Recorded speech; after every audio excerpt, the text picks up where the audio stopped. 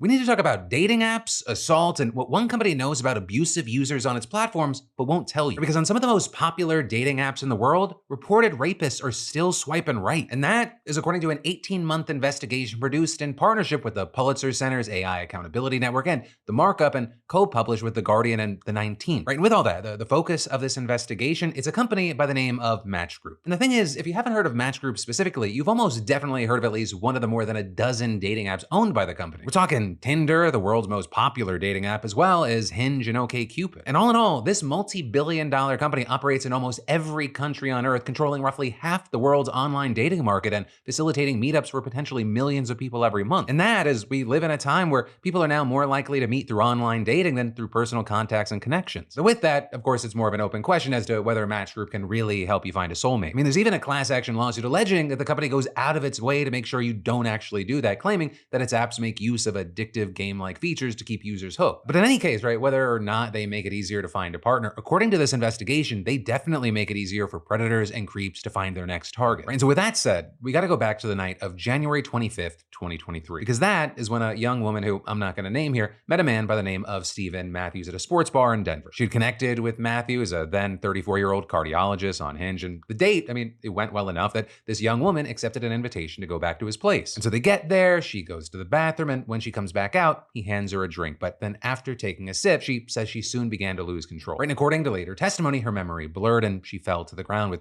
Matthews then filming her, putting her in a headlock and kissing her forehead. But then, thankfully, she managed to free herself, grab most of her things, and leave despite Matthews trying to force her back inside. With this young woman eventually waking up at her home, soaking wet on her bathroom floor without even having taken the key out of her door. And finally, after throwing up for hours, she somehow had the presence of mind to report the assault to Hinge. But what she didn't know, and what Match Group did, another woman had reported Matthews for rape just a few days before. And in fact, the first time the company had been alerted to his behavior, it was almost 3 years earlier in September of 2020 when yet another woman had reported him for sexual violence. And get this, a little more than a week after his assault on the woman from the sports bar, another woman reported him for rape. This time, though, the survivor also went to the police, with then at least 15 women eventually reporting Matthews had raped or drugged them. And nearly every one of them said that they had met the man on dating apps run by Match Group. And so ultimately, his arrest was the only thing that actually got him off the apps, despite the information the company had on him. In fact, at one point, after Matthews had already been reported for rape at least once, Hinge elevated his account as a so-called standout profile to be seen by more people. And what's more, Match Group reportedly didn't make it easy for prosecutors to build their case. Right, a search warrant was reportedly issued for Hinge in July of 2023, but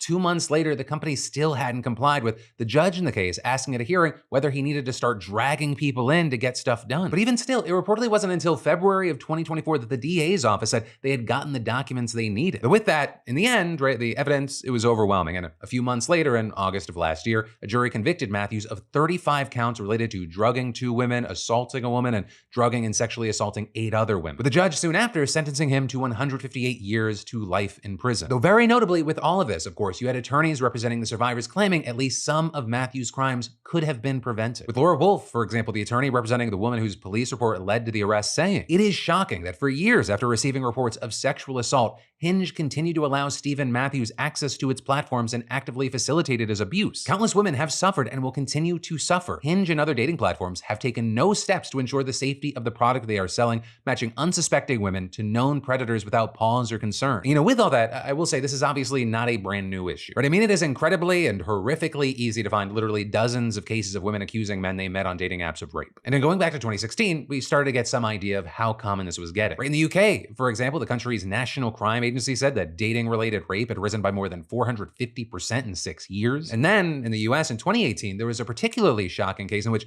police identified a man they said used Tinder to find, rape, and kill victims in New York, Connecticut, and California. And with all of that, over time, of course, more attention shifted to what role or responsibility the dating apps themselves had to improve user safety. With a thing in 2019, for example, ProPublica revealing that Tinder, OkCupid, and Plenty of Fish let known registered sex offenders use its app. With the outlet also reporting in 2021 that moderators for certain apps were ill-paid, poorly trained, and overworked. Right? Sometimes they were left with just a few minutes to resolve customers' claims of sexual assault. And then in 2022, you have things like a Utah-based research team also shedding light on this issue with an analysis of hundreds of sexual assaults across the state, with them finding that attacks facilitated by dating apps happened faster and were more violent than when the perpetrator met the victim through other means. With them also noting that survivors of dating app-facilitated sexual assault were more likely to self-report mental illness and/or the use of psychotropic medications, with the researchers concluding, quote, "Violent sexual sexual perpetrators use dating apps as hunting grounds for vulnerable individuals. And so with all that, Match Group publicly promised to improve safety and increase transparency since at least around 2020. Right in 2021, for example, saying in its inaugural impact report that it was working on standardizing its safety incident data, tracking, and reporting, saying they have a goal of creating its first transparency report in the US in 2022 to, quote, ensure that as we grow, we continue to prioritize the safety, security, and well-being of our users. However, as I'm recording this in 2025, the report has not been released. And that's just one of the ways that the company may be letting its users down. Now, with all this, of course, I will say the unfortunate truth is that whether it's dating in the real world or online, it is never risk-free, especially if you're a woman. But Match Group, right, this investigation found has been doing far less to mitigate these risks than it could be. Or to use words from this investigation, quote, while Match Group has long possessed the tools, financial resources, and investigative procedures necessary to make it harder for bad actors to resurface, internal documents show the company resisted efforts to spread them across its apps, in part because safety protocols could stall corporate growth. And with that, again, looking back, let's talk about what the company did do to try and make things better. So on September 28th, 2020, the same day Matthews was first reported to Hinge for rape, Match Group hired its first ever head of safety and social advocacy. And over the next few years, the company stepped up its cooperation with law enforcement, introduced an optional AI-assisted photo verification system on its apps, and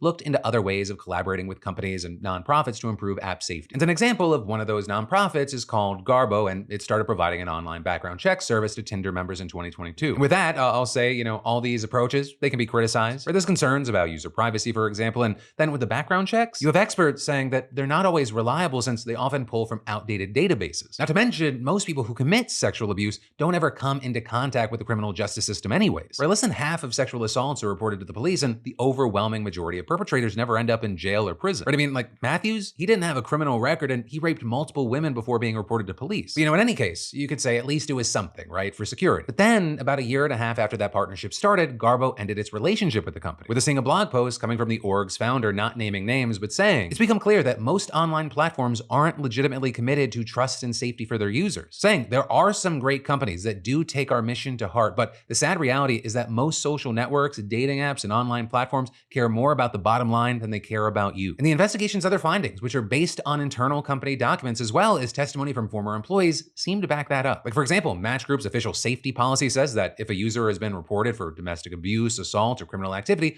all accounts found to be associated with that user will be banned from its platforms. And so, of course, with that, some say that means that anyone can get someone else banned unfairly by throwing around baseless allegations without evidence. But this, as you have others saying, well, that is a small price to pay to potentially make dating apps safer, and it's a decision that Match Group is entitled to make as a private business. But in any case, whatever side of the debate you land, that is the company policy. And what's notable with that is that according to the investigation, the company may not really be following that policy. But at the time of reporting at least, banned Tinder users, including those reported for sexual assault, could reportedly easily rejoin or sign up to another Match Group dating app, all without even having to change or lie about key personal details. Right? And to figure that out, the people behind this investigation, they simply created a series of Tinder accounts that they then reported for sexual assault. And while Tinder went on to ban those accounts soon after, they were able to create new accounts with the exact same name, birthday, and profile photos used on their banned accounts. And they were also able to sign up for other Match Group dating apps without changing this information. And as far as how this works on the back end, well, Match Group has reportedly known since at least 2016 which users have been reported for drugging, assaulting, or raping their dates. And since 2019, it's even had a central database keeping track of every user reported for rape and assault across its entire suite of apps. And by 2022, this central database, which is called Sentinel, it was reportedly logging hundreds of troubling incidents every week. So it raises the question, if they have all this information, why wasn't anything being done? Because, well, basically, let's say someone's banned for sexual assault. That will create a case in the Sentinel system with the phone number and email associated with the banned account. Also, notably, the system would log the original profile's IP addresses, photos, and birthday. But according to internal company documents, that information would not be used to ban a user if they appeared on another Match Group dating app. Also, none of Match Group's apps required users to provide photo identification. So once a person was banned, they could just start a new account with different contact information. And then, with all that, one former employee who worked specifically on the OkCupid app,